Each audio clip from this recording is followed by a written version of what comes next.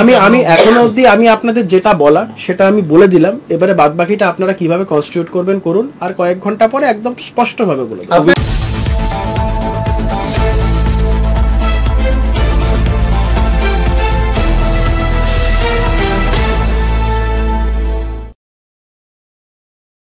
সিদ্ধান্ত জানাবেন, কি সিদ্ধান্ত নিলেন? 24 ঘন্টা এখনো হয়নি, খুব শিগগিরই সবার সামনে বিষয়গুলো স্পষ্ট হয়ে যাবে, আর কিছুক্ষণের বা কয়েক ঘন্টার অপেক্ষা, তারপরে বিষয়টা স্পষ্ট হয়ে যাবে। এটুকু বলতে পারি যে আমি আগেও যেটা বলেছিলাম যে একটা শক্তপোক্ত বিরোধিতার জায়গা, যে জায়গা থেকে দাঁড়িয়ে তৃণমূল কংগ্রেসকে উৎখাত করার মতন একটা প্ল্যাটফর্ম, সেই প্ল্যাটফর্মের কথা আমি বলেছিলাম। আর কয়েক ঘন্টার ব্যাপার, তারপরে আপনারা সবটাই দেখতে পারবেন, সবটাই জানতে পারবেন যে আমার পরবর্তী গন্তব্য কোথায়। আপনি কি বিজেপিতে যোগদান করছেন? আর কয়েক ঘন্টার ব্যাপার তো, আর তো কয়েকটা ঘন্টার ব্যাপার। এই না, আপনি কয়েক ঘন্টা আগে কেন বলতে যাচ্ছেন না? কয়েক ঘন্টার পরে সবাই সব বিষয়টা একদম সবাই খুব ভালো মতন জানতে পারবেন, আর কয়েক ঘন্টার ব্যাপার। দেখুন, আমি একটা জিনিস যেটা বলতে চাইছি সেটা বারংবার করে, যে বহু জল্পনা চলছে। আমি ইতিমধ্যেই দলের তরফে বহুবার আমাকে যোগাযোগ করা হয়েছে, এখনো অবধি সিদ্ধান্ত পুনর্বিবেচনা করার জন্য আমার কাছে বহু ক্ষেত্রে দলের তরফ থেকে বক্তব্য আসছে এই ধরনের কথা। আমি আবারও বলছি, সিদ্ধান্ত পুনর্বিবেচনা করার কোনো জায়গা নেই।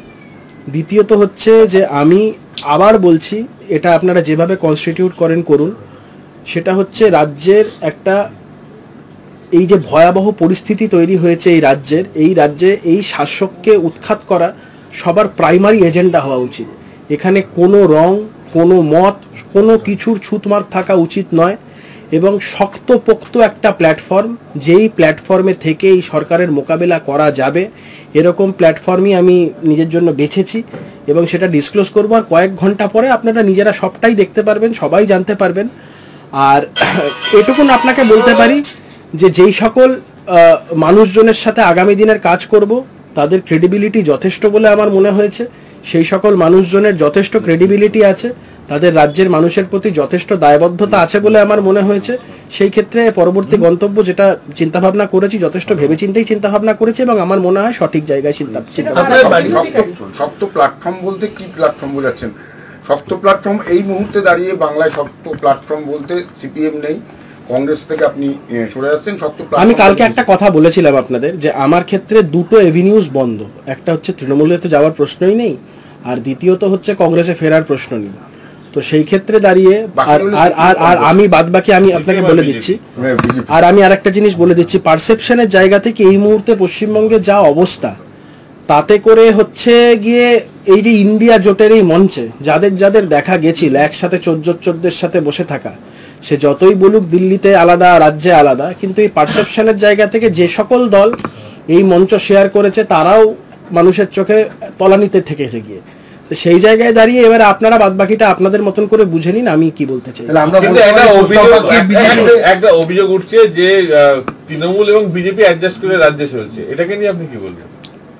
দেখুন, সেটা যদি হতো তাহলে এই রাজ্যে এই সমস্ত ঘটনাকে কেন্দ্র করে বিজেপির এই প্রতিবাদ বা বিজেপির এই ধরনের ঘটনাগুলোকে মোকাবেলা করা আমরা দেখতাম না। খুব দক্ষভাবে রাজ্যের বিরোধী দলনেতা তিনি নেতৃত্ব দিচ্ছেন, এবং সাথে বিজেপির যিনি রাজ্য সভাপতি সুকান্ত মজুমদার, তিনিও দক্ষ নেতৃত্ব হিসাবে কাজ করছেন। তো এখানে যেই কথাগুলো বারংবার বলা হয় যে এই সেটিংয়ের রাজনীতি বা এটা কোনো সময় আমরা যখন দল করতাম আমাদেরও এই বিষয়ে বলতে হতো, কিন্তু আলটিমেটলি এগুলো শুধু রাজনীতিতে বলার জন্য বলার মতন বিষয়। বিরোধিতার জায়গাটা বিজেপি যথেষ্ট সঠিকভাবে পশ্চিমবঙ্গে করছে, এবং যেভাবে শাসকের চোখে চোখ রেখে লড়াই করা দরকার সেটা বিজেপি, রাজ্য বিজেপি করছে। আপনার বাড়িতে সন্দেশখালী গেছে, তার আশার অপেক্ষায় কি করছেন আপনি? শুভেন্দুবাবু সন্দেশখালী গেছেন, শুভেন্দু অধিকারীর তো এটা পূর্ব নির্ধারিত কর্মসূচি ছিল, তিনি সন্দেশখালী যাবেন। অপেক্ষার কোনো বিষয় নয়। শুভেন্দুবাবুর সাথে আমার ব্যক্তিগত স্তরের, মানে রাজনীতির বাইরেও একটা ব্যক্তিগত স্তরের একটা খুব ভালো সম্পর্ক আছে। আমি অপেক্ষার জায়গা নয়, তবে এটুকু বলতে পারি, হ্যাঁ আমি অপেক্ষা করছি, আর কয়েক ঘন্টার জন্য। সেটা আমি কোনো ব্যক্তি বিশেষের বিষয় নয়, এটা আমার রাজনৈতিক সিদ্ধান্ত, যেটা সেটা সমস্তটা খোলাসা করার সিদ্ধান্ত কি আজকেই নিচ্ছে? আজকেই। আমরা কি বলতে পারি বিশিষ্ট আইনজীবী কোস্তা বাগচি বিজেপিতে জয়েন করছে? আমি এখনো অবধি আমি আপনাদের যেটা বলা সেটা আমি বলে দিলাম, এবারে বাদ বাকিটা আপনারা কিভাবে কনস্টিটিউট করবেন করুন, আর কয়েক ঘন্টা পরে একদম স্পষ্টভাবে বলে দেব। আমি কোথাও মানে আমি আমার রাজনীতিতে কোনোদিন কন্ডিশনে বিশ্বাসী নই। আমি দলেও যখন ছিলাম আমি দলের কোনো নেতাদের কোনোদিন কোনো কাজ করার জন্য কোনো কন্ডিশন দিইনি। আমি আগামী দিন যেখানে যাব বা যাদের সাথে কাজ করব সেই জায়গাতেও আমার কোনো কন্ডিশন থাকবে না। আনকন্ডিশনালি একটাই কন্ডিশন, এই রাজ্য থেকে শাসক এই সরকারকে উৎখাত করা এবং তার জন্য যা যা কিছু করার সেটা আমাদের সকলকে ঐক্যবদ্ধভাবে করতে হবে। শুভেন্দু কি ব্যারাকপুরে আসছে তোমার এখানে এসে বসে কি বলবে? না না না না না, আমি এখানে আজকে শুভেন্দুবাবু তো এখানে আসার কথা না, শুভেন্দুবাবু তো সন্দেশখালীতে যাবে। সকাল থেকে তোমার বাড়িতে একাধিক বিজেপি নেতাকর্মীদের দেখা যাচ্ছে।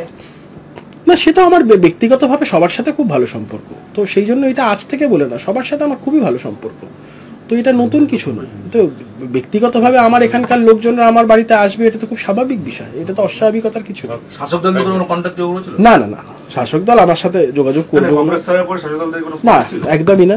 আমার শাসক দলের মানে ওই চিন্তা ভাবনাও মাথাতেও আসে না। আর দ্বিতীয়ত হচ্ছে শাসক দলের তরফ থেকে কেউ যোগাযোগ করতে গেলে তার চাকরি থাকবে না। আপনার সাথে কি কংগ্রেসের নেতৃত্বকে যোগাযোগ করেছিলেন, দিল্লি থেকেও করেছিলেন, রাজ্যের নেতারাও করেছিলেন। আমি স্পষ্টভাবে বলে দিয়েছি সেটা হচ্ছে আমার এই সিদ্ধান্ত পুনর্বিবেচনা করার আর কোনো প্রশ্ন নেই। তাদের বক্তব্য, তারা বলেছিলেন যে সিদ্ধান্ত পুনর্বিবেচনা করার আপনি চিন্তা ভাবনা করুন। আমি বলেছি না, সেই প্রশ্ন নেই, সেই জায়গায় নেই।